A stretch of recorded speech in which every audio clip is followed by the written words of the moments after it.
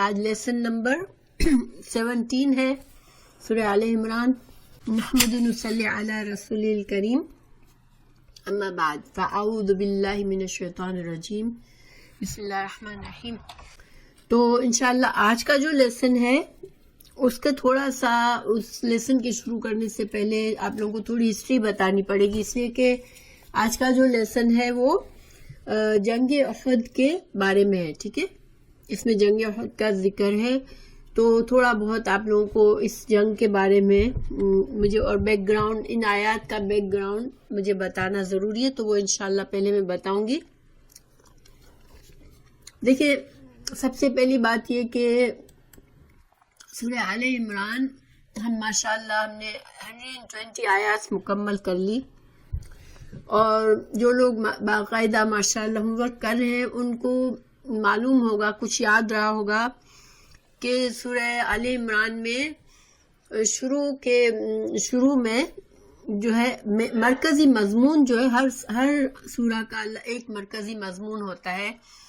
حالانکہ قرآن کی آیاتیں اس طرح سے آتی ہے کہ ہمیں ایسا لگتا ہے بظاہر کہ کوئی تسلسل نہیں ہے. ٹھیک ہے، ایسا لگتا ہے کہ بس اللہ تعالیٰ آیاتیں نازل فرما رہے ہیں، کبھی یہ بات ہو رہی ہے کبھی وہ بات ہو رہی ہے، لیکن اس میں گہرا ربط ہوتا ہے آیات میں ایک دوسرے سے.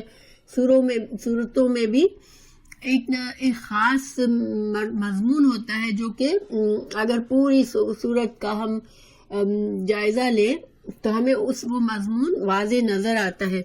اسی طرح آیتوں کا بھی ایک ربط ہوتا ہے اور ایک دوسرے سے تعلق ہوتا ہے. ٹھیک ہے، تو انشاءاللہ سورہ آل عمران کا جو مین مرکزی مضمون ہے وہ کیا ہے کہ اسلام کو تمام ادیان پر غلبہ حاصل کرنے کی تدبیریں بتائی اللہ سبحانہ تعالیٰ نے. یعنی کہ آپ کو پتہ ہے کہ اسلام اللہ کا سچا دین ہے، اور شروع سے اللہ سبحانہ تعالیٰ نے انبیاء کرام کو بھیجا، اور جس دین کو تمام انبیاء نے سکھایا وہ اصل میں یہی تھا، اسلام ہی تھا کہ اللہ کی توحید اور اللہ کی فرما برداری کے ساتھ اللہ کے بندے بن کے رہیں رسولوں کی، اور اللہ کے رسولوں کی بھی فرما برداری کریں اور ان کی تعلیمات کے مطابق زندگی گزاریں. تو یہ ہے اسلام، اپنے آپ کو سپرد کر دینا. مسلم وہ ہوتا ہے جو اپنے آپ کو سپرد کر دیتا ہے. تو اللہ سبحانہ تعالیٰ نے تو شروع سے یہی تعلیم دی، لیکن آپ لوگوں کو پتہ ہے کہ ہر نبی کے آنے کے بعد کچھ عرصے کے بعد لوگ بھٹک گئے، اصل دین میں تبدیلیاں کر لی اور اپنی مرضی کا دین بنا لیا. تو اللہ سبحانہ تعالیٰ نے رسول اللہ صلی اللہ علیہ وسلم کو بھیج کے، چونکہ آپ آخری نبی ہیں تو آپ صلی اللہ علیہ وسلم کے ذریعے اب جو ہے اس دین اسلام کو دنیا پر غالب کرنا ہے، اللہ کے تمام بندوں تک اللہ کا پیغام پہنچانا ہے کہ اللہ کی زمین پر اللہ کی عبادت کی جائے اور اللہ کی مرضی کے مطابق رہا جائے. تو یہ اسی وجہ سے آپ جو ہے اس مسلمانوں کو خیر امتن بھی اسی لیے کہا گیا کہ اب اس امت کی یہ ذمہ داری ہے کہ اللہ کی زمین پر اللہ کے دین کو غالب کرے. تو سورہ آل عمران کا جو ٹاپک ہے، جو مضمون ہے، جو مین مرکزی مضمون ہے، وہ کیا ہے کہ اللہ تعالیٰ نے مسلمانوں کو وہ تدبیریں بتائی کہ ایز اے امت کس طرح سے وہ کام کرے کہ اسلام سارے مذہبوں پر غالب آ جائے اور اللہ کے زیادہ سے زیادہ بندے اس دنیا میں اسلام کے اندر ہو کے رہے. ٹھیک ہے، تو یہ تو مرکزی مضمون ہے سورہ آل عمران کا. ہم نے دیکھا کہ شروع سے جو آیات جیسے سورہ آل عمران شروع ہوئی تو اس میں کس وفد سے کس قوم سے زیادہ بات ہوئی، کس قوم کی زیادہ بات ہوئی تھی. سورہ بقرہ میں یہودیوں کے بارے میں زیادہ باتیں کی گئی، ان کے جرائم بتائے گئے، ان کو اسلام کی دعوت دی گئی. سورہ آل عمران میں کس قوم کے ساتھ زیادہ خطاب تھا، کس قوم سے واسطہ بتایا گیا؟ سورہ آل عمران میں عیسائیوں کے بارے میں باتیں ہوئی. ٹھیک ہے، انشاءاللہ آپ لوگوں کو یاد ہوگی جیسے نجران کا وفد آیا تھا اور عیسائیوں کے بارے میں باتیں ہوئی تھی. ٹھیک ہے، تو اللہ سبحانہ تعالیٰ نے شروع سے لے کر آیت نمبر 101 تک تو حضرت عیسیٰ علیہ السلام کے بارے میں بات کی. عیسائیوں کو دعوت اسلام دی گئی, ان کے عقائد کی غلط عقائد کی اصلاح کرنے کی کوشش کی گئی اور ان کو اسلام کی سچے دین کی دعوت دی گئی. پھر آیت 102 سے 120 تک اللہ سبحانہ تعالیٰ نے امت مسلمہ کو سے خطاب فرمایا اور امت مسلمہ کو ان کی ذمہ داری بتائی کہ تم خیر امت ہو اور تمہاری ذمہ داری کیا ہے. تم اخرجت للناس, تم کو لوگوں کے لیے بنایا گیا ہے, یعنی کہ تمہاری جو خیر امت بنانے کا مقصد کیا ہے کہ دوسرے انسانوں کو اسلام کا پیغام پہنچانا ہے. تم کو ایک بہترین نمونہ بننا ہے اور اسلام کو غالب کرنا ہے. پھر انہی آیات میں مسلمانوں کو سمجھایا کہ اسلام کے دشمن جو ہے وہ تمہارے خلاف چالے چلیں گے, وہ تم کو آسانی سے تمہارا کام نہیں کرنے دیں گے, وہ تم کو تمہارے دین سے بھی پھیرنے کی کوشش کریں گے. تو مسلمانوں کو مختلف آیات میں ان کو سمجھایا گیا کہ تم ان کی چالوں سے بچو اور تم جو ہے وہ تم ان کے بارے میں اچھا ظن رکھتے ہو, تم اچھا سوچتے ہو, تم ان سے محبت کرتے ہو, مگر وہ تم سے محبت نہیں کرتے, وہ تم سے بغض رکھتے ہیں اور تم ان کو اپنا دلی دوست مت بناؤ اور اپنا رازدار مت بناؤ, ورنہ یہ تمہاری جڑ کاٹ دیں گے. لا تتخذوا بطانۃ من دونکم, اور تمہیں اسلام سے پھیرنے کی کوشش کریں گے, تم ان کو اپنا دلی دوست مت بنانا. پھر اسلام انہی آیات میں مسلمانوں کو خارجی پالیسی ہوتی ہے. دیکھیں ہر ملک کی خارجی پالیسی ہوتی ہے کہ اس ملک کو دوسرے ملکوں کے ساتھ کس طرح سے ریلیشن رکھنے ہیں. تو اسلام مسلمانوں کو سمجھایا گیا کہ ایز اے امت تم نان مسلم امتوں سے کس طرح سے تم کو پالیسی کرنی ہے. ان کو سمجھایا گیا کہ تم جیسے کہ ان کے ساتھ اچھی طرح رہ تو سکتے ہو, لیکن ان کو اپنا دشمن سمجھو. جو لوگ دشمن ہیں نان مسلم میں, دیکھیں جو بھی آج ہم دیکھتے ہیں نان مسلم, تو سارے لوگ مسلمانوں کے دشمن نہیں ہیں, ٹھیک ہے, تو ہم ایک اسٹیریو ٹائپنگ نہیں کر سکتے, لیکن خراب حالات میں ہم دیکھتے ہیں کہ قوموں کی حیثیت سے مسلمانوں کے خلاف یہودیوں کی حکومتیں بھی ہیں اور عیسائیوں کی حکومتیں بھی ہیں, کافروں کی حکومتیں بھی ہیں, کیونکہ یہ ملکی سطح پر بات ہو رہی ہے, as a person to person بات نہیں ہے, ٹھیک ہے. سورہ آل عمران میں یہ نہیں کہ میرا نیبر کوئی عیسائی ہے تو میں اس کو دشمن سمجھوں, ٹھیک ہے, ان کے ساتھ میں اچھا سلوک کر سکتی ہوں مگر ان کو دلی رازدار تو نہیں بنا سکتے ہم کسی کو بھی. لیکن ایز اے امت سمجھایا گیا کہ ایز اے امت, as a Malik, as a مسلمانوں کی جماعت کے طور پر تمہیں کس طرح سے ان کے ساتھ واسطہ رکھنا ہے. پھر آیت نمبر 20 میں اللہ تعالیٰ نے ان کو سمجھایا کہ ان کی چالیں, جو یہود اور نصارہ اور نون مسلم تمہارے خلاف چالیں چلیں گے, لیکن اگر تمہیں دو چیزیں بتائی مسلمانوں کو, ٹھیک ہے, ایک تم صبر کرو اور ایک تقویٰ کرو, تو ان کی چالیں تم کو ایسا حقیقی نقصان نہیں پہنچا سکیں گی. وقت ہی کبھی تکلیف ہوگی, اذیت ہوگی, لیکن وہ تم پر غالب نہیں آ سکیں گے اور تم کو حقیقی نقصان نہیں پہنچا سکیں گے. اگر جنگ بھی کریں گے تم سے تو وہ تم پر غالب نہیں آ سکیں گے. لیکن مسلمانوں کو دو اہم باتیں بتائی, ایک صبر اور ایک تقویٰ, آیت نمبر 20 میں. تو آیت نمبر 20 میں صبر کس معنی میں ہے کہ دین اسلام پر ہر حال میں تمہیں جم کر رہنا ہے, اللہ کی رسی قرآن اور حدیث کو مضبوطی سے تھامنا ہے اور آپس میں فرقہ واریت سے بچنا ہے. مسلمانوں سے تمہیں دشمنی اور مسلمانوں سے جھگڑوں میں تم پڑ جاؤ گے آپس میں تو تمہاری قوت ٹوٹ جائے گی. تو یہ صبر جو ہے یہاں پر کس معنی میں, دیکھیں صبر جو ہے یہ صرف یہی نہیں ہوتا کہ انسان کے اوپر کوئی مصیبت آئی تو اس پر صبر کرے. صبر انسان کو اللہ کے دین پر جم کر رہنا اور اللہ کے دین کے مطابق اپنی زندگی گزارنا, گناہوں سے بچنا, ان سب چیزوں کے لیے صبر چاہیے ہوتا ہے. تو صبر کے ساتھ یعنی کہ تم اس دین پر ہر حال میں جمے رہو، اللہ کی رسی کو پکڑ کے رکھو اور آپس میں مسلمانوں سے فرقہ واریت نہیں کرو۔ اور تقوی کس معنی میں یہاں پر؟ تقوی جو ہے کسی بھی حال میں اللہ اور اللہ کے رسول کی نافرمانی مت کرو، لوگوں کے ڈر سے اللہ کو ناراض مت کرو۔ اللہ کا ڈر ہر چیز سے زیادہ اوپر ہونا چاہیے، چاہے آگے تمہارے کسی سے بھی تم ڈیلنگ کر رہے ہو، اگر وہ تم سے ناراض ہوتا ہے کوئی بات نہیں، اگر اللہ کی ناراضگی سے تم بچ سکتے ہو اگر، تو اس کی ناراضگی کی پرواہ نہ کرو۔ تو یہ آیت 120 میں سمجھایا گیا۔ یہ آیت 120 کے بعد ہم 121 پر پہنچے ہوئے ہیں، تو یہ سارا بیک گراؤنڈ میں نے آپ کو سمجھایا، ٹھیک ہے۔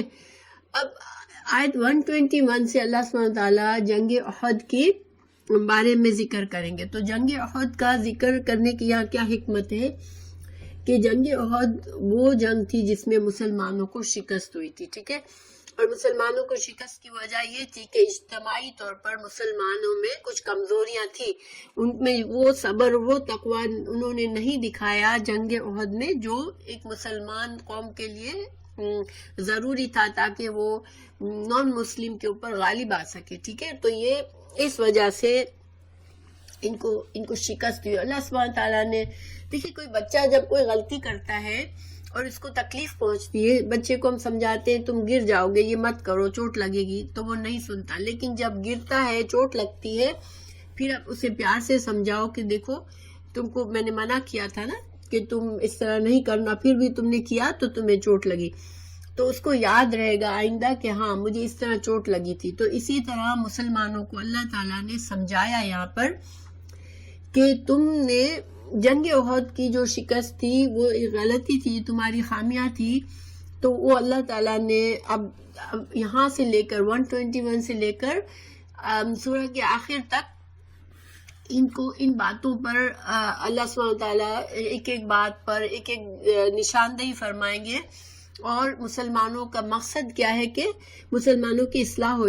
تو مقصد یہ تھا کہ مسلمانوں کے اندر جو اجتماعی کمی رہ گئی ہے ابھی، جس کی وجہ سے وہ ابھی خیر امت کا کام نہیں کرنے کے پوری طرح قابل نہیں ہے اور اسلام کو غالب کرنے کے قابل نہیں ہے، تو یہ اپنی غلطی کو سمجھے اور اپنی غلطیوں کو دور کر کے مضبوط قوم بنے۔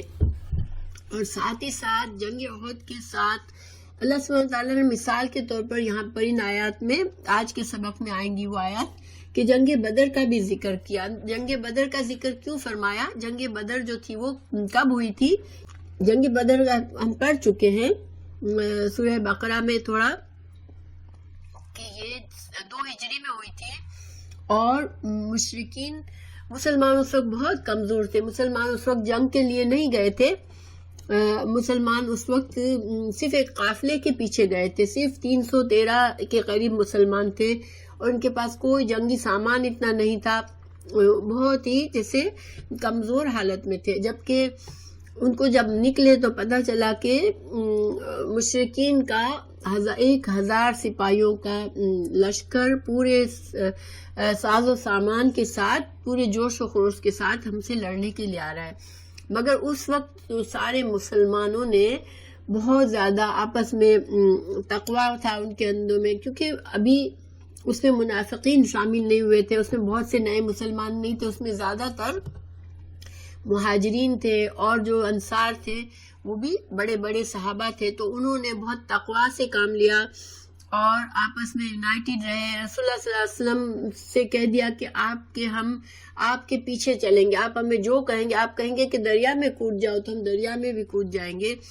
تو یہ اللہ سبحانہ تعالیٰ کو ان کی یہ یونٹی، ان کا یہ تقوی، ان کا صبر ان کو پسند آیا اللہ سبحانہ تعالیٰ نے، اور جنگ بدر میں اللہ نے ان کے لیے فرشتے بھیج دیے اور اتنی شدید قسم کی شکست دی دشمنوں کو کہ ان کے 70 بڑے بڑے سردار جو کہ مسلمانوں کے بہت سخت دشمن تھے وہ سب مارے گئے، اور 70 قیدی بن گئے، اور بہت سا ساز و سامان مسلمانوں کو ملا تھا۔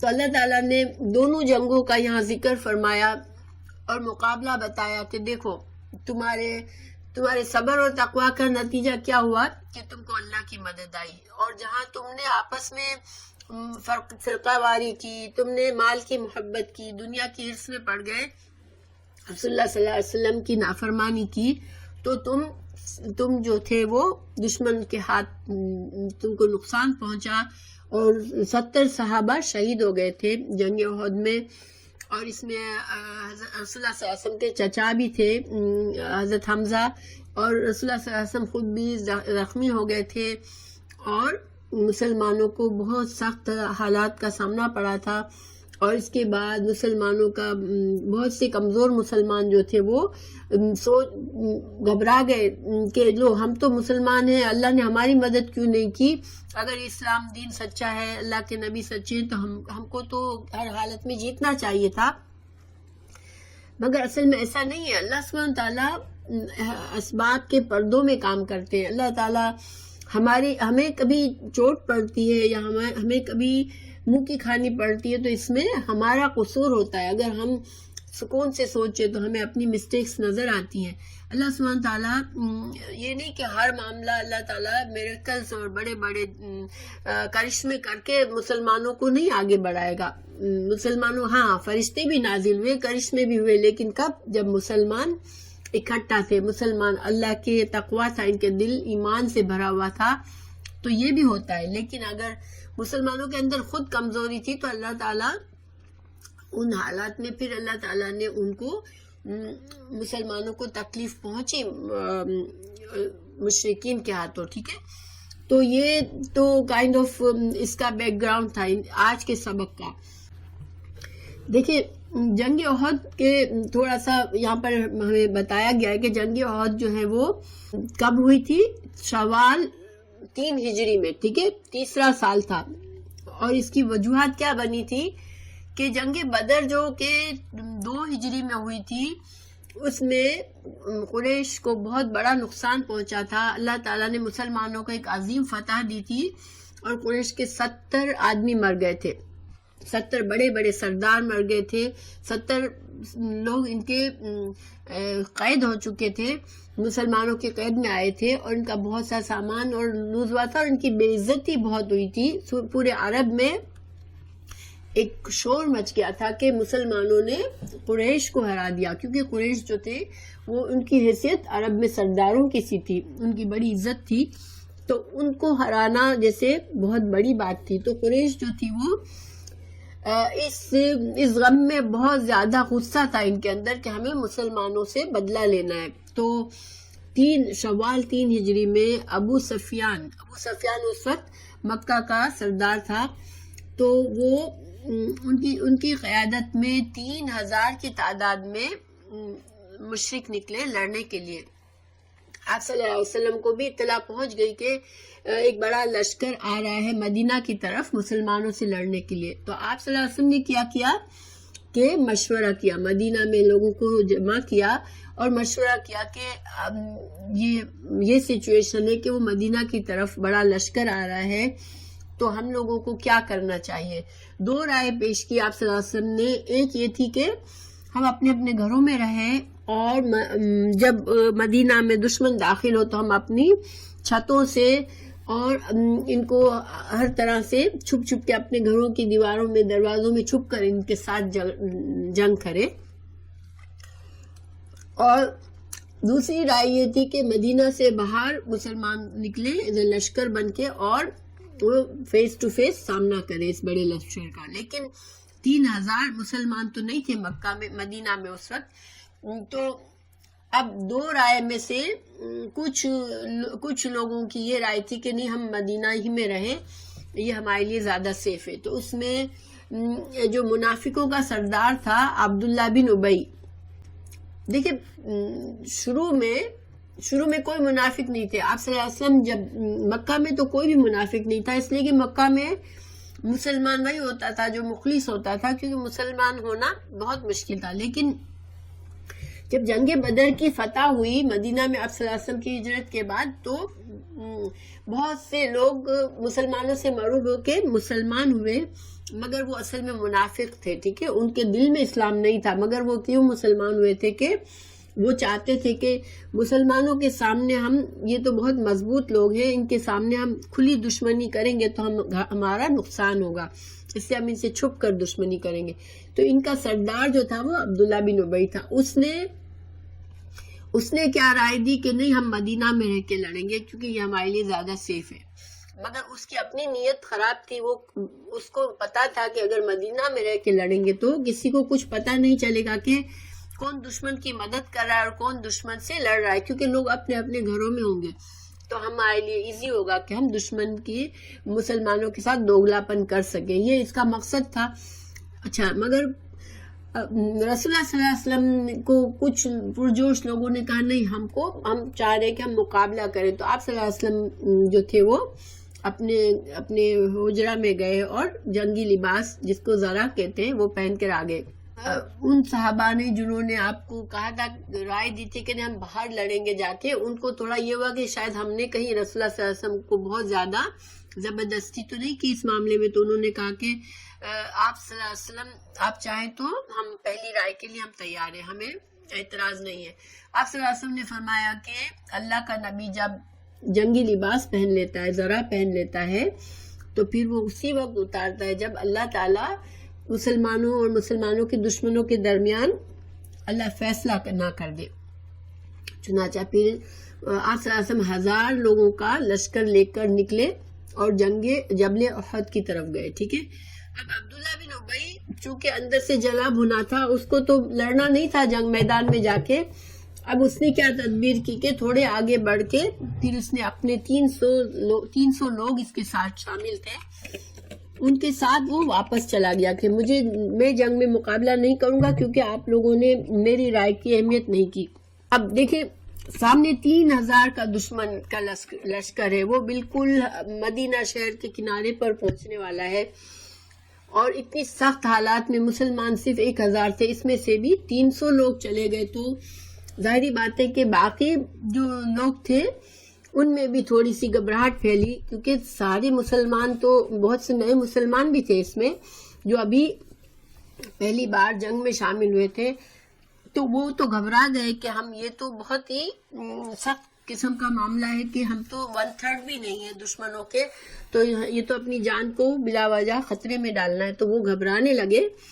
تو اللہ سبحانہ تعالیٰ نے، چونکہ وہ مسلمان تو دل سے ہوئے تھے، وہ منافق نہیں تھے، تو اللہ تعالیٰ نے ان کے دلوں میں کو مضبوط کیا.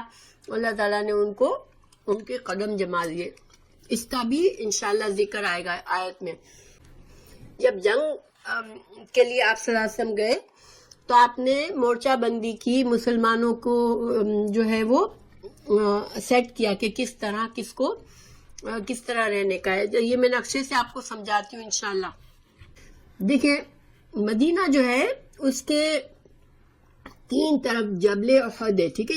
یہ جو بلیک حصہ ہے یہ جبل احد ہے، یہ بھی احد کا حصہ ہے. ٹھیک ہے. اچھا، اور یہ جو چھوٹا ہے یہاں پر، یہ چھوٹا سا، یہ بھی ایک پہاڑ ہے. ٹھیک ہے. تو اس کا آپ صلی اللہ علیہ وسلم نے بڑی ہوشیاری سے، یعنی کہ ٹیکٹک بہت ہی زبردست کی. یہاں پر آپ صلی اللہ علیہ وسلم نے کیا کیا کہ دشمن کے بہت تک پہنچنے سے پہلے مدینہ سے نکل کر یہ پوزیشن یہاں پر جو ہے وہ یہ پوزیشن مسلمانوں کی لشکر کی ہے. ٹھیک ہے. اب اس طرح سے مسلمانوں کے لشکر کو سیٹ کیا کہ پیچھے سے دشمن ان کو نقصان نہیں پہنچا سکتا تھا، کیونکہ ادھر یہ سارا پہاڑی علاقہ تھا، اور اس پہاڑ کے پاس صرف یہ ایک چھوٹا سا یہاں راستہ تھا، کیونکہ ان 2 پہاڑوں کے درمیان میں ایک گھاٹی سی بنی ہوئی تھی. یہاں سے بس راستہ تھا کہ دشمن جو ہے وہ یوں کر کے یہاں سے ایسے کر کے وہ یہاں سے آ جاتا. اگر اس طرح سے کر لیتا تو پھر مسلمانوں کے ساتھ کیا ہوتا کہ دشمنوں کی فوج ادھر بھی ہے اور ادھر بھی ہو جاتی، اور مسلمان بیچ میں پھنس جاتے، 2 طرف سے دشمن کی فوج آ جاتی. اس وجہ سے آپ صلی اللہ علیہ وسلم نے مسلمانوں کو 50 سپاہیوں کو حضرت عبداللہ بن جبیر کی قیادت میں یہاں اس پہاڑ پر چڑھنے کا حکم دیا. یہ زبردست تیر انداز تھے، اور ان کو ہدایت کیا دی، انسٹرکشن کیا دی کہ چاہے کچھ بھی ہو جائے تم اس پہاڑ سے مت اترنا اور تیروں سے دشمن کو دیکھتے رہنا. کوئی بھی اگر ہماری طرف اس راستے کی طرف آنے کی کوشش کرے یہاں پر تو تم اس کو تیروں سے روک دینا، آنے نہیں دینا. ٹھیک ہے، تو اس میں بڑی سخت انسٹرکشن دی تھی آپ صلی اللہ علیہ وسلم نے کہ چاہے تم یہ دیکھو کہ ہمارا دشمن ہمارا خون، ہماری بوٹیاں نوچ رہا ہے اور ہمیں سخت قسم کی ہمیں شکست ہو گئی ہے، پھر بھی تم اپنا کام کرتے رہنا، تم تیر برساتے رہنا. ٹھیک ہے، تم نیچے مت اترنا اس پہاڑ سے. اور اگر ہم جیت بھی جائیں تب بھی جب تک میں تمہیں نہ کہوں تم یہاں سے مت ہٹنا. یہ سخت قسم کی انسٹرکشن تھی آپ صلی اللہ علیہ وسلم کی مسلمانوں کے اس دستے کو، جو 50 لوگ تھے. اب دشمنوں کا بڑا لشکر آیا اور یہ یہاں پر جم گیا. ٹھیک ہے، یہاں پر اب جنگ شروع ہوئی. اللہ کے فضل سے اللہ تعالیٰ نے مسلمانوں کو شروع میں فتح نصیب کی. اور اس سے کیا ہوا کہ دشمن میں بھگدڑ مچ گئی. مسلمان اتنے زور سے لڑے کہ بہت سے جو وہ تھے مشرکین وہ پیچھے بھاگنے لگے. ٹھیک ہے، اب وہ اپنا چیزیں چھوڑ کے پیچھے بھاگنے لگے تو جو مسلمان فوج تھی ظاہری بات ہے کہ وہ آگے بڑھنے لگی اور ان کی فوج میں پیچھے ان کے پیچھے جا کے کچھ لڑ رہے تھے، کچھ وہ سامان اٹھانے لگے جو کہ یہ لوگ پیچھے چھوڑ کر بھاگ رہے تھے. تو یہاں پر جو 700 لوگ تھے وہ 700 کے بجائے بہت کم لوگ رہ گئے. باقی سب کہاں چلے گئے؟ یہ سارے اس ایریا میں سارے پھیل گئے. ٹھیک ہے، یہاں پر سارے پھیل گئے اور یہ اندر تک کچھ دشمنوں سے ابھی لڑ رہے تھے اور کچھ جو تھے وہ سامان اکٹھا کر رہے تھے. آپ صلی اللہ علیہ وسلم ابھی یہاں پیچھے کی طرف تھے اور آپ کے ساتھ صرف کچھ لوگ رہ گئے، مختصر سے 2-4 لوگ آپ کے قریب رہ گئے. باقی سارے کے سارے یہاں پر پھیل گئے. اب ایسے میں اوپر سے جو لوگ تھے یہاں پر جو کھڑے ہوئے تھے انہوں نے دیکھا کہ مسلمان جیت گئے ہیں اور اب سامان جمع کیا جا رہا ہے، تو اس میں سے کچھ لوگ ایکسائٹڈ ہو کے نیچے اترنے لگے. حضرت عبداللہ بن زبیر نے بہت روکا ان کو کہ ہمیں یہ اللہ کے نبی صلی اللہ علیہ وسلم کا حکم نہیں ہے کہ ہم نیچے اترے جب تک آپ نہ کہیں. لیکن انہوں نے بات نہیں مانی. انہوں نے کہا نہیں، ہم تو اب جیت رہے ہیں تو اب جو ہے ہم جا سکتے ہیں. صرف 10 لوگ وہاں رہ گئے. اچھا، حضرت خالد بن ولید کا آپ لوگوں نے نام سنا ہوگا نا. یہ اس وقت ابھی مسلمان نہیں ہوئے تھے. ٹھیک ہے، اور یہ بہت بڑے سپہ سالار تھے. جب دشمنوں میں تھے جب بھی وہ فوجوں کی قیادت کرتے تھے اور بہت بڑے سپہ سالار تھے.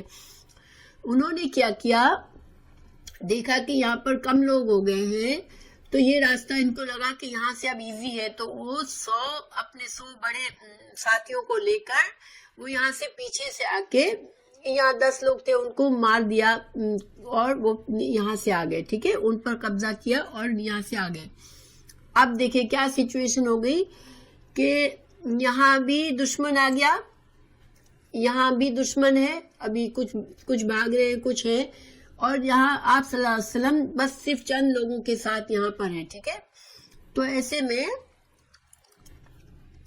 کافی کچھ وقت لگا. آپ صلی اللہ علیہ وسلم پر دشمن نے بہت سخت حملہ کیا. کچھ صحابہ نے آپ کی بہت زیادہ اپنی جان پر بہت سے زخم لے کے آپ صلی اللہ علیہ وسلم کو بچاتے رہے. کئی صحابہ شہید ہو گئے، آپ صلی اللہ علیہ وسلم زخمی ہوئے اور یہ خبر پھیل گئی. کسی نے یہ خبر اڑا دی کہ آپ صلی اللہ علیہ وسلم شہید ہو چکے ہیں. ٹھیک ہے، تو یہ سنتے ہی بہت سے مسلمان جو تھے وہ بالکل ہمت ہار گئے. ان کو یہ لگا کہ اب تو فائدہ نہیں ہے لڑنے کا، تو انہوں نے بالکل جیسے ادھر ادھر بھاگ گئے، پہاڑوں میں چڑھ گئے، جنگ کو چھوڑ دیا. آپ صلی اللہ علیہ وسلم کی نے آواز لگائی تو کچھ لوگ پھر سے آپ کے صلی اللہ علیہ وسلم کے قریب آ گئے اور پھر مسلمانوں نے دوبارہ جو بھی مسلمان رہ گئے تھے انہوں نے بہت سختی سے جنگ کی اور دشمن جو تھے وہ پھر چلے گئے. یعنی کہ حالانکہ وہ اس وقت وہ اپنا اکٹھا ہوتے اور اس وقت مسلمانوں پر حملہ کرتے تو وہ اور زیادہ نقصان دے سکتے تھے، لیکن اللہ تعالیٰ نے ان کے دل میں پتہ نہیں رعب ڈالا، ان کے دھیان ان کو سمجھ ہی نہیں آئی کہ ہمارے لیے بہترین موقع ہے. وہ جیتی ہوئی جنگ جیت رہے تھے اور وہ چلے گئے سب چھوڑ کے.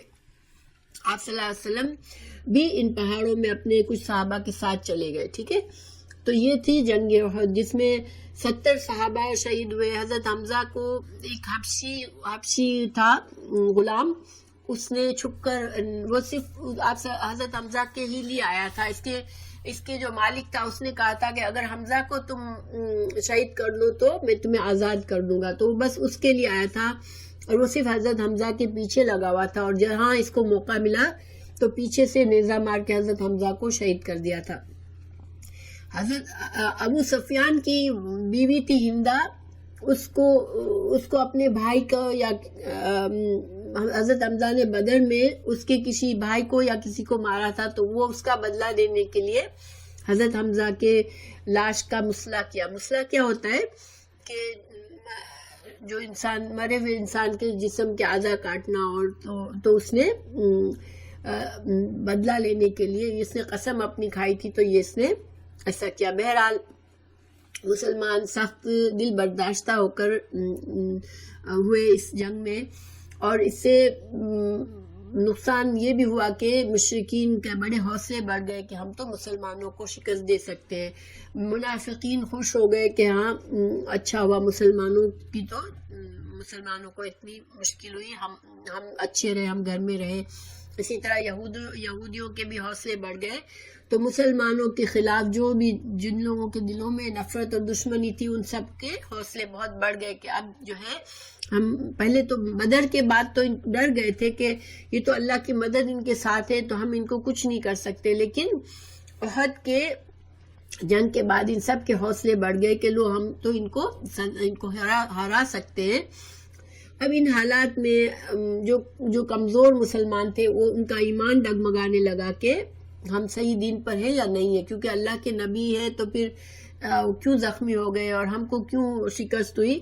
اب ان حالات میں اللہ سبحانہ وتعالیٰ نے ابھی جو آیات ہم پڑھیں گے وہ آیات اتار کے ضروری تھا کہ جو مسلمان کمزور تھے ان کو دوبارہ سے ان کا ایمان بڑھا دے، اور جو کافر ہیں، جو دشمن ہیں، ان کو بھی خبر دے دے کہ اللہ سبحانہ وتعالیٰ مسلمانوں کے ساتھ ہے، اور مسلمانوں کو تسلی ملی اس میں، اور مسلمانوں کے حوصلے بڑھے. اب ہم انشاءاللہ آیات کی طرف چلتے ہیں. ٹھیک ہے، تو یہ سب کچھ صرف بتانا ضروری تھا تاکہ آپ لوگوں کو یہ آیات اچھی طرح سے سمجھ میں آئے.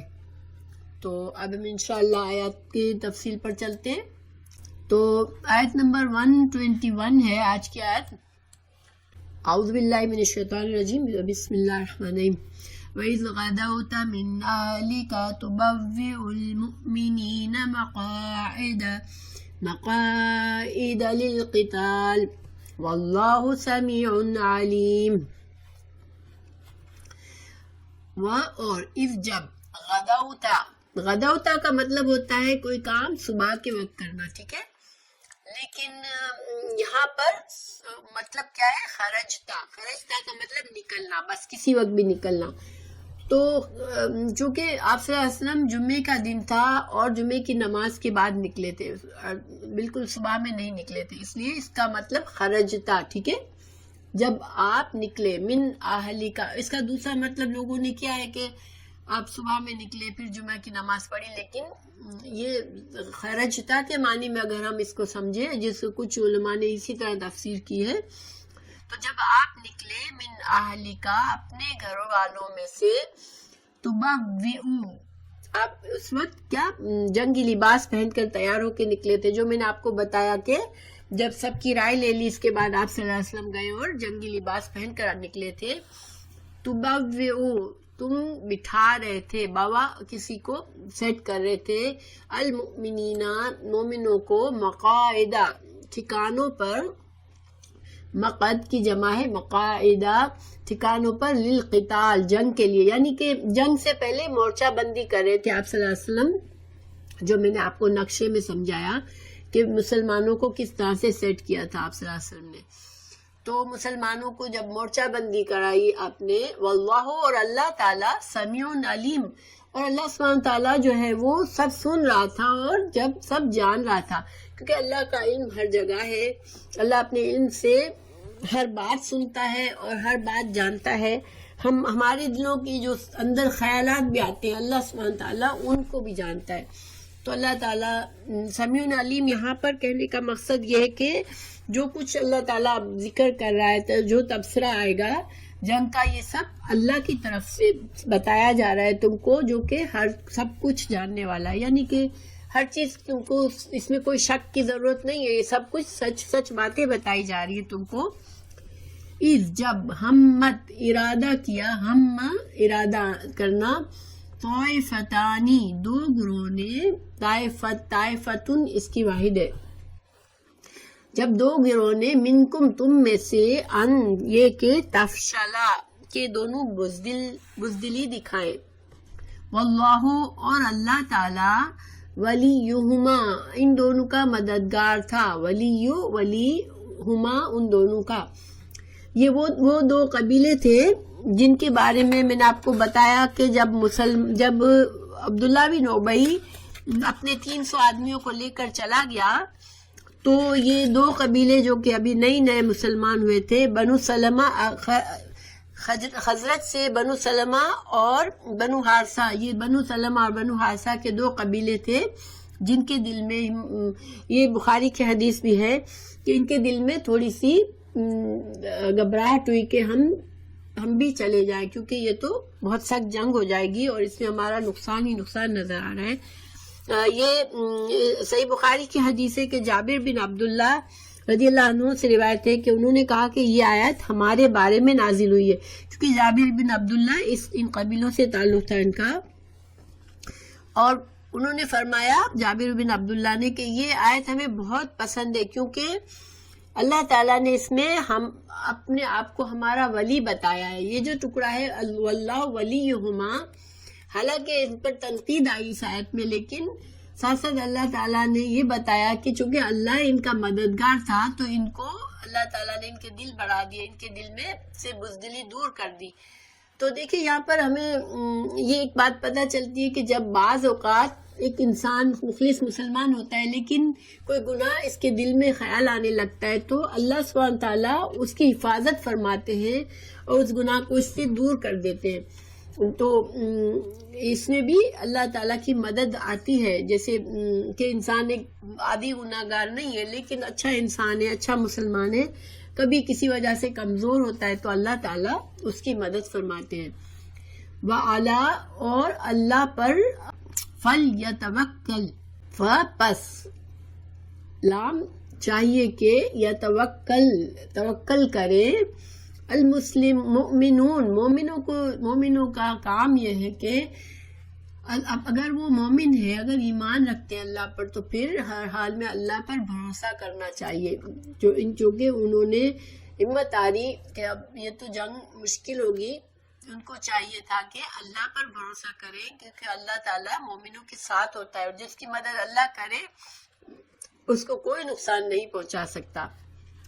پھر وَلَقَدْ اور البتہ تحقیق، نصر مدد کی، کم تمہاری، اللہ نے بھی بدر میں بھی، اور حال یہ تھا، یہ حال یا وال ہے، حال بتا رہا ہے، حالانکہ انتم تم اذلتن تم بہت کمزور تھے، یعنی اذلہ کمپیریٹیولی تم آج کی نسبت، احد کی نسبت تم زیادہ کمزور تھے، تمہارے پاس فوجی سامان بھی نہیں تھا، جنگ کا سامان بھی نہیں تھا، تم 313 نہتے لوگ تھے، لیکن اللہ نے تمہیں اتنی بڑی فتح دی. کیوں دی؟ کیونکہ فاتقوا اللہ، کیونکہ تم اس وقت ایمان کی حالت تمہاری بہت زیادہ تھی. مومنوں کی اللہ مدد کرتا ہے تو اس وقت تمہارا ایمان اور تمہاری اللہ پر بھروسہ زیادہ تھا، تقوی زیادہ تھا، تمہارے اندر اتحاد تھا، تو اللہ نے تمہاری مدد کی تھی. بعض لوگوں نے کہا کہ اچھا یہ تو بدر کا اللہ تعالیٰ نے یہاں کیوں ذکر کیا؟ یہ میں نے آپ کو بتا دیا کہ اللہ تعالیٰ نے کمپیریٹیو بتایا کہ احد میں تمہیں نقصان ہوا لیکن بدر میں تمہاری اللہ نے مدد کی تھی. فاتقوا اللہ تو تم کو چاہیے، فاتقوا اللہ تو تم کو چاہیے کہ تم ڈرو اللہ سے، یعنی احد میں بھی تم اگر اللہ سے تقوی کرو لعلکم تاکہ تم تشکرون تاکہ تم شکر کر سکو. اب یہاں شکر کا یہاں کیا تعلق ہے؟ دیکھیں شکر کا مطلب ہے اللہ کی نعمتوں کا اعتراف کرنا. تو اللہ کی نعمتوں کا اعتراف یہ ہے اللہ نے ہمیں ایمان دیا, اللہ ہمارا ولی ہے, ہمارا دوست ہے مومنوں کا, تو پھر اس کا شکر کس طرح ہوگا کہ اللہ پر بھروسہ کرے انسان اور اللہ کی کسی حال میں نافرمانی نہ کرے. تو اللہ تعالیٰ نے احد کا ذکر کر کے ان کو سمجھایا کہ جن لوگوں نے نافرمانی کی رسول اللہ صلی اللہ علیہ وسلم کے حکم کی, اور جو لوگ دنیا کے مال کے پیچھے پڑ گئے اور اصل مقصد بھول گئے, ان کو چاہیے کہ وہ اللہ سے ڈرے, تقوی کریں, تاکہ وہ شکر گزار بنیں گے. اور شکر گزار بنیں گے تو کیا فائدہ ہوگا کہ شکر گزاری یہی ہے کہ اللہ تعالیٰ کو اپنا ولی سمجھے, اللہ پر بھروسہ کرے اور اللہ کے رسول کی فرما برداری کرے. تو اللہ تعالیٰ نے انہیں بدر کا واقعہ بتایا. پھر ابھی مزید یہ آیت بھی اسی سے تعلق ہے. اللہ تعالیٰ بتا رہے ہیں کہ جب تقولو, یا رسول اللہ جب آپ کہہ رہے تھے, رسول اللہ صلی اللہ علیہ وسلم سے خطاب ہے کہ یا رسول اللہ جب آپ کہہ رہے تھے للمؤمنین مومنوں سے, الن کیا نہیں, یکفیکم کافی ہوگا تم کو, ان یہ کہ یمدکم مدد کرے تمہاری, ربکم تمہارا رب, بثلاثتی 3,000 من الملائکتی فرشتوں میں سے, منزلین اتارے ہوئے. تو اس آیت کا ترجمہ کیا ہے کہ تمہارے لیے کیا یہ کافی نہیں ہے؟ جب آپ مومنوں کو تسلی دے رہے تھے کہ کیا آسمان سے 3,000 فرشتے اتار کر اللہ تعالیٰ تمہاری مدد کرے تو تمہیں یہ کافی نہ ہوگا. تو یہ کب کہا تھا آپ صلی اللہ علیہ وسلم نے؟ اس کے بارے میں علماء کے دو رائے ہیں. ایک یہ ہے کہ یہ جنگ احد کی بات ہے, دوسرے یہ ہے کہ جنگ بدر کی بات ہے. تو جنہوں نے یہ کہا کہ جنگ احد کی بات ہے, وہ کہتے ہیں کہ جب منافق چلا گیا, عبداللہ بن ابی 300 لوگوں کو لے کے چلا گیا, تو رسول اللہ صلی اللہ علیہ وسلم نے مسلمانوں کو ہمت بڑھانے کے لیے کہا تھا کہ تم اگر ہمت رکھو گے, اللہ پر بھروسہ کرو گے, تو اللہ تمہارے لیے فرشتے بھیجے گا. ٹھیک ہے, یہ انہوں نے یہ تفسیر کی شاید کی. جن لوگوں نے کہا کہ نہیں بدر کا اوپر ذکر ہے اور بدر ہی کا بارے میں بتا رہے کہ بدر میں اللہ تعالیٰ نے, چونکہ بدر میں مسلمان بہت زیادہ کمزور حالت میں تھے, ان کے پاس اسلحہ بھی نہیں تھا, اور وہ جنگ کے لیے نہیں نکلے تھے, وہ صرف قافلے کے لیے نکلے تھے, لشکر کے مقابلے کے لیے نہیں نکلے تھے. تو اس وقت رسول اللہ صلی اللہ علیہ وسلم نے مسلمانوں سے کہا تھا کہ تم اللہ پر بھروسہ کرو گے تو اللہ تمہارے لیے 3,000 منزلین اتارے ہوئے, خاص اس مقصد سے اتارے ہوئے فرشتے کہ وہ تمہارے ساتھ جنگ کرے, تمہاری مدد کرے, اس لیے اتارے ہوئے. اس لیے فرشتے تو اور پرپس سے بھی آتے ہیں, لیکن اس آیت میں بتایا گیا کہ خاص اللہ تعالیٰ تمہارے لیے اتارے گا اس تمہاری جنگ میں, ساتھ تمہارے شانہ بشانہ لڑنے کے لیے فرشتے اتارے گا, تو تمہیں یہ کافی نہیں ہو جائے گا. تو بہرحال زیادہ راجع بات جو ہے, زیادہ لوگوں نے یہی کہا کہ یہ جنگ بدر ہی کا ذکر چل رہا ہے کہ جنگ بدر میں اس طرح ہوا تھا. اللہ تعالیٰ بتا رہے ہیں کہ جنگ بدر میں یہ بات ہوئی تھی کہ تمہیں رسول اللہ صلی اللہ علیہ وسلم نے تسلی دی تھی. اور پھر اللہ تعالیٰ یہاں پر بتا رہے ہیں بلا کیوں نہیں, ان تصبروا اگر تم صبر کرو گے. یہ اللہ کا کلام ہے کہ ہاں مسلمان, اللہ کے نبی نے تو وعدہ کیا, اب مگر اللہ تعالیٰ فرما رہے ہیں مسلمانوں سے کہ اگر تم صبر سے کام لوگے, وتتقوا اور تم تقوی کرو گے, وَيَأْتُوكُمْ اور وہ آئیں گے, یعنی تمہارے دشمن آئیں گے, من فورہم اپنے پورے جوش کے ساتھ, اچانک تمہارے سامنے آ جائیں گے لڑنے کے جوش سے کے ساتھ, پوری تیاری کے ساتھ.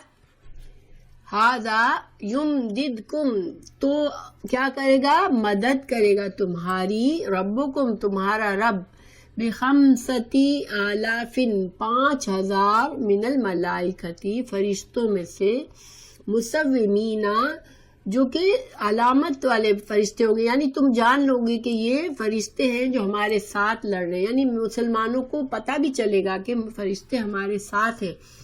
تو یہ 2 آیات کا کیا مطلب ہوا کہ اللہ کے رسول صلی اللہ علیہ وسلم نے مسلمانوں کو تسلی دینے کے لیے کہا کہ تم ہمت رکھو گے تو اللہ فرشتوں سے تمہاری مدد کرے گا۔ تو اللہ تعالیٰ نے کہا ہاں کیوں نہیں کرے گا، مسلمان جس قدر صبر کریں گے، اور صبر کا مطلب یہاں کیا ہے کہ اللہ کے دین پر جمے رہیں گے اور اللہ پر بھروسہ کریں گے، اور کسی حالت میں بھی اللہ کے سوا یعنی کہ جو بھی سامنے مشکل آ رہی ہے اس کا مقابلہ کریں گے، صرف اللہ سے ڈریں گے اور تقویٰ کریں گے، یعنی اللہ اور اللہ کے رسول کی نافرمانی نہیں کریں گے، تو پھر 3000 تو کیا تمہارا رب 5000 فرشتے بھیجے گا، اور وہ فرشتے ایسے ہوں گے کہ وہ نشان زدہ ہوں گے، یعنی علامات ہوگی ان کی، اور تم ان کو پہچانو گے کہ فرشتے تمہاری طرف سے لڑ رہے ہیں۔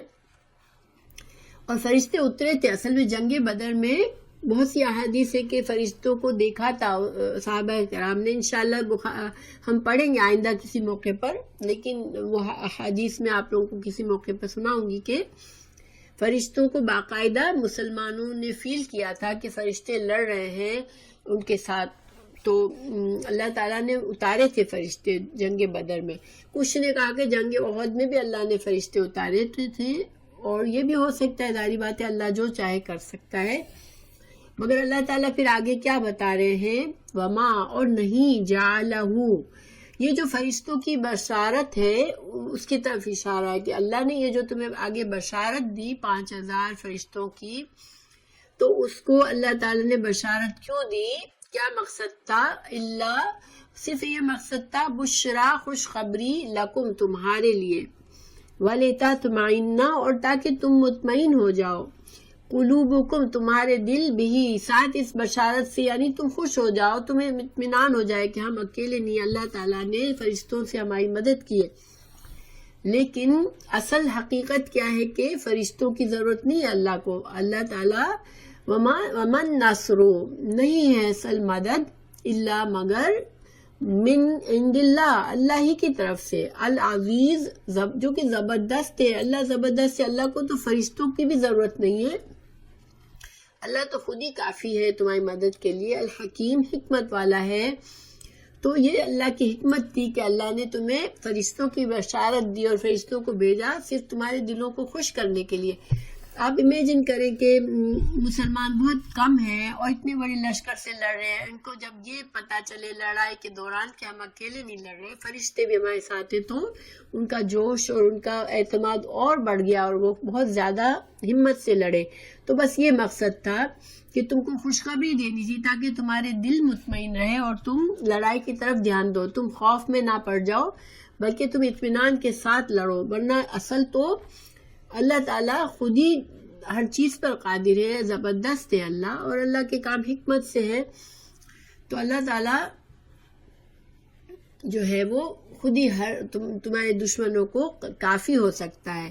اور اللہ کیا چاہتا ہے اگلی آیت میں بتایا جا رہا ہے، لِيَقْطَعَ تاکہ کاٹ دے وہ طرفاً ایک گروہ، من الذین لوگوں میں سے، کفروا جنہوں نے کفر کیا، او یکبتہم یا رسوا اور ذلیل کر دے ان کو، کبتا رسوا کرنا ذلیل کرنا ان کو، فینقلبوا تو وہ لوٹ جائیں، خائبین ناکام ہو کر، کیونکہ اللہ تعالیٰ تو چاہتا ہے کہ دشمن کی جڑ کاٹ دے اللہ، اور اللہ تعالیٰ چاہتا ہے کہ دشمن کو ذلیل و خوار کرے، مگر یہ اللہ کی حکمت ہے۔ یہاں پر حکیم کا جو لفظ آیا ہے، اللہ حکمت سے کام کرتا ہے، اسباب کے پردوں میں کرتا ہے، تو اللہ تعالیٰ نے تمہارے مومنوں کے ہاتھوں سے ان کو ذلیل کیا، مومنوں کے ہاتھوں سے ان کو رسوا کیا اور ان کو شکست دی، مومنوں کو لڑنا پڑا۔ یہ نہیں تھا کہ اللہ تعالیٰ بس آسمان سے معجزے کے طور پر تمام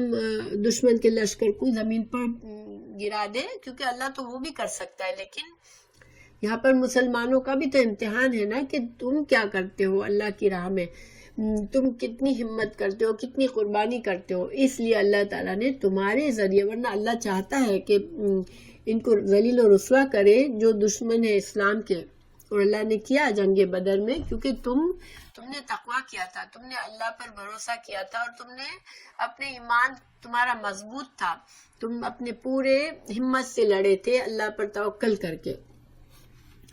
تو یہ جو ہے اب یہاں تک ایک ٹاپک جیسے مکمل ہوا کہ اللہ تعالیٰ نے مسلمانوں کو سمجھایا دونوں جنگوں کا ریفرنس دے کر کہ ایک جنگ میں تم کیوں ہارے، ایک جنگ میں تم کیوں جیتے، اور کس طرح سے اللہ نے تمہاری مدد کی، اور اس میں تمہارے پاس کس چیز کی کمی تھی جس میں تمہاری شکست تھی۔ اس میں دو چیزوں کی کمی تھی۔ کس چیز کی؟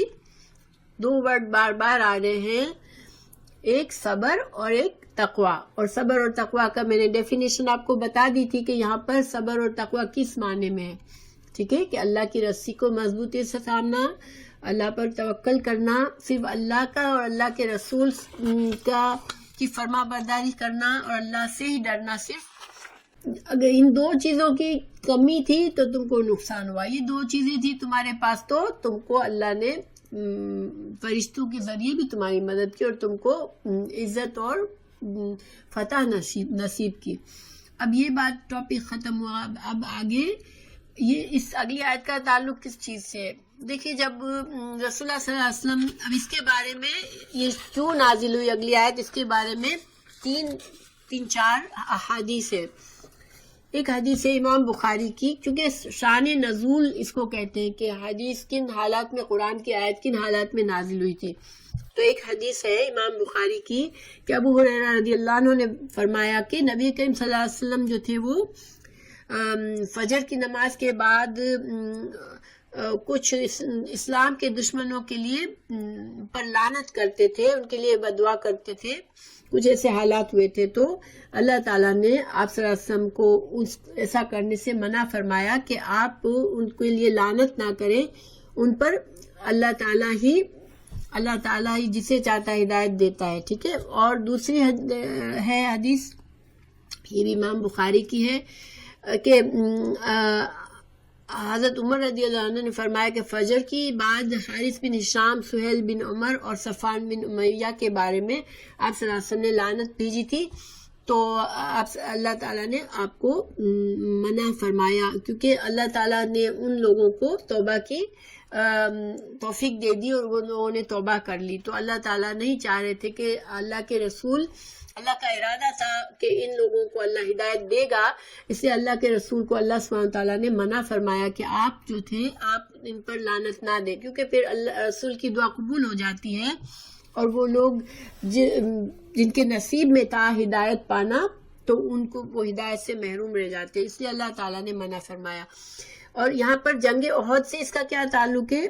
حضرت انس بن مالک کی روایت ہے کہ جنگ احد میں جب آپ صلی اللہ علیہ وسلم کے زخمی ہو گئے، آپ کا دندان مبارک شہید ہوا، تو آپ بہت ہی دکھی ہوئے اور آپ کو فکر ہوئی کہ جو لوگ میرے ساتھ ایسا کر رہے ہیں اب ان کو اللہ ہدایت کیسے دے گا کہ وہ اپنے نبی کو بھی زخمی کر دیا انہوں نے۔ تو یہ بات جب آپ صلی اللہ علیہ وسلم نے کہی تو اللہ تعالیٰ نے فرمایا کہ آپ جو ہے وہ یہ نہ سوچے کہ اللہ ان کو ہدایت نہیں دے گا۔ تو یہ بیک گراؤنڈ ہے اس آیت کا۔ اب میں آیت پڑھتی ہوں۔ لیسا نہیں ہے، لکا آپ کے لیے، من اللہ کی اس معاملے میں، اللہ کے فیصلے میں، شیئن کوئی چیز، او یا یتوب علیہم توبہ کر اللہ معاف کر دے ان کو، اللہ مہربان ہو جائے ان پر، او یا یعذبہم یا ان کو اللہ عذاب دے، فإنہم تو بے شک وہ ظالمون ظالم ہے۔ یعنی اللہ تعالیٰ فرمائے رہے ہیں یہاں پر، میں اگلی آیت بھی پڑھ لیتی ہوں پھر دونوں کا ساتھ کرتی ہوں ترجمہ۔ وَلِلَّهِ اللہ کے لیے، مَا فِی السَّمَاوَاتِ جو آسمانوں میں ہے اور جو زمین میں ہے، وَلِلَّهِ اللہ کے لیے، مَا فِی السَّمَاوَاتِ جو کچھ آسمانوں میں، مَا فِی الْأَرْضِ اور زمین میں ہے، یغفر وہ بخش دیتا ہے، لمن یشاء جس کو وہ چاہتا ہے، وَیُعَذِّبُ وہ عذاب دیتا ہے، من یشاء جس کو وہ چاہتا ہے، واللہ اور اللہ تعالیٰ غفور ہے، بخشنے والا ہے، الرحیم رحیم ہے، مہربان ہے۔ تو جیسا کہ میں نے بتایا کہ ان آیات کا بارے میں 3 واقعات بتائے گئے کہ آپ صلی اللہ علیہ وسلم نے کسی کہ کسی مشرک یا اسلام کے دشمن سے بہت حد تک دکھی ہوئی اور آپ صلی اللہ علیہ وسلم کے دل میں آیا کہ اللہ اب ان کو ہدایت نہیں دے گا، مگر چونکہ اللہ تعالیٰ نے ان کو ہدایت دینی تھی تو اللہ تعالیٰ نے اپنے رسول صلی اللہ علیہ وسلم کو منع فرما دیا کہ آپ اس طرح نہ سوچیں کہ ان کو ہدایت نہیں ملے گی، ٹھیک ہے۔ تو پھر اللہ تعالیٰ ہی ہے، پھر اللہ نے واضح کر دیا کہ اصل ہدایت جو ہے اللہ ہی کے ہاتھ میں ہے، اللہ ہی کا ہے جو کچھ آسمان اور زمین میں ہے، یعنی اللہ کا ہی قانون چلتا ہے دنیا میں۔ چاہے اللہ کے نبی اللہ کو بہت پیارے تھے، مگر ہدایت دینا لوگوں کو، اور ہدایت کس کو اللہ معاف کرے گا، کس کو اللہ بخشے گا، کس کو عذاب دے گا، یہ اللہ نے فیصلہ اپنے ہاتھ میں رکھا ہے۔ حالانکہ اللہ کے نبی صلی اللہ علیہ وسلم کو آخرت میں شفاعت کا بھی موقع دیا ہے، لیکن اللہ کس کی توبہ قبول کرے گا، کس کی نہیں کرے گا، یہ فیصلہ اللہ ہی کا ہے، مگر اللہ تعالیٰ بخشنے والا اور رحیم ہے۔ تو ان آیت سے ہمیں کچھ باتیں پتہ چلتی ہے۔ دیکھیں لفظ ہدایت صرف اللہ ہی دیتا ہے، ٹھیک ہے۔ تو اس کے بارے میں لفظ ہدایت میں نے بہت پہلے آپ کو بتایا تھا کہ ہدایت کے 3 معنی ہوتے ہیں، کسی کو یاد ہے شاید، کہ ایک معنی ہوتا ہے راستہ دکھانا کسی کو، عربی میں اگر کسی نے کسی کو کوئی راستہ بتایا وہ بھی کہا جائے گا کہ اس نے ہدایت دی، ٹھیک ہے۔ لیکن راستے پر چلنے کی توفیق، یہ بھی ہدایت کا معنی میں استعمال ہوا ہے کہ اللہ تعالیٰ نے توفیق دی اسے، یعنی اللہ نے اس کو ہدایت دی، اور وہ ہدایت پر قائم رہنے کی توفیق کہ وہ جنت تک پہنچ جائے، وہ بھی اللہ کی طرف سے ہوتی ہے۔ تو وہ آپ صرف جو رسول اللہ صلی اللہ علیہ وسلم اللہ کے پیارے نبی ہیں، اللہ تعالیٰ نے آپ پر سے بہت محبت کی، لیکن آپ صلی اللہ علیہ وسلم کی کچھ ذمہ داری کیا تھی کہ لوگوں کو ہدایت کا پیغام دینا، ٹھیک ہے۔ ہدایت کا ہاں ماشاء اللہ، ہدایت جو ہے، ہدایت کو سمجھانا، راستہ بتانا، یہ کام اللہ کے نبی کا تھا، جو کہ اللہ کے نبی نے کیا۔ لیکن اللہ نے ہدایت کے جو دوسرے 2 معنی ہیں وہ صرف اللہ ہی ان پر قادر ہے کہ کسی کو توفیق دینا، کسی کو اس پر جمع دینا کہ وہ اس کا خاتمہ بالخیر ہو، زندگی ایمان کے ساتھ، ہدایت کے ساتھ گزارے اور پھر وہ جنت میں جائے۔ ہدایت ارشاد، ہدایت توفیق۔ تو یہاں پر ہمیں یہ لوگوں کا عقیدہ بھی، یہاں پر عقیدے کی بھی اصلاح ہوئی ہے کہ اللہ کے نبی کا بہت بڑا مقام ہے، مگر آپ مختار کل نہیں تھے، ٹھیک ہے۔ اللہ ہی مختار کل ہے، اللہ ہی کا ہر چیز پر قدرت رکھنے والا صرف اللہ ہے۔ اللہ اپنے انبیاء کو جس حد تک چاہتا ہے علم دیتا ہے، جس حد تک چاہتا ہے معجزات دیتا ہے، مگر مختار کل اللہ ہی ہے۔ اگر کوئی یہ کہہ دے کہ آپ صلی اللہ علیہ وسلم کسی کو بخشوا سکتے ہیں، اگر اللہ نہیں چاہتا تو یہ نہیں ہوتا۔ اللہ کے اذن کے بغیر کسی کی بخشش نہیں ہے، اللہ کے اذن کے بغیر کوئی جنت میں نہیں جائے گا۔ تو اللہ نے دیکھیں، یہ جو جنگ احد میں اتنے بڑے بڑے دشمن تھے، خالد بن ولید، ابو سفیان، ہند جس نے حضرت حمزہ کا کلیجہ کاٹا تھا، ان کی لاش کا مسئلہ کیا تھا، اور حبشی جس نے حضرت حمزہ کو چھپ کر مار دیا تھا، یہ سارے لوگوں کے نصیب میں ایمان تھا، اللہ نے ان سب کو ہدایت دی، وہ مسلمان ہو گئے، ٹھیک ہے۔ اور حبشی جو تھے وہ شہید کی موت مرے تھے بعد میں، حالانکہ وہ جو تھے انہوں نے اللہ کے پیارے نبی صلی اللہ علیہ وسلم کے بہت ہی زیادہ جو پیارے چچا تھے ان کو مارا تھا، اور حضرت رسول اللہ صلی اللہ علیہ وسلم کو بہت دکھ تھا اس کا، مگر اللہ نے ان کو ہدایت دینی تھی تو اللہ نے ہدایت دی ان کو۔ اور ابو سفیان جو تھے وہ بھی مسلمان ہو گئے فتح مکہ کے وقت، ان کی بیوی ہند بھی مسلمان ہو گئی، خالد بن ولید مسلمان ہوئے، اور مسلمانوں کے بہت بڑے سپہ سالار ہوئے اور کئی جنگوں میں شریک ہوئے، اور مسلمانوں کی بہت سی فتوحات میں ان کا نام ہے۔ تو الحمدللہ یہ اللہ کے کام ہے، اللہ جسے چاہے اسے بخش دے، جسے چاہے اسے عذاب دے۔ اللہ سبحانہ تعالیٰ سے دعا ہے کہ اللہ تعالیٰ ہم سب کو، ہماری فیملیوں کو، ہمارے بچوں کو، ہمارے والدین کو، ہم تمام مسلمانوں کو اللہ تعالیٰ، آج مسلمان بہت ہی گناہوں میں پھنسے ہوئے، اللہ تعالیٰ سب کی اصلاح کرے، اور اللہ تعالیٰ اسلام کو سر بلند کرے، اور اللہ تعالیٰ ہم سب کا خاتمہ بالخیر کرے، اور اللہ تعالیٰ ہمیں جنت فردوس نصیب کرے، آمین۔ اللہ تعالیٰ ہمیں اپنا دیدار نصیب کرے، آمین۔ تو آج کا سبق پورا ہوا انشاءاللہ۔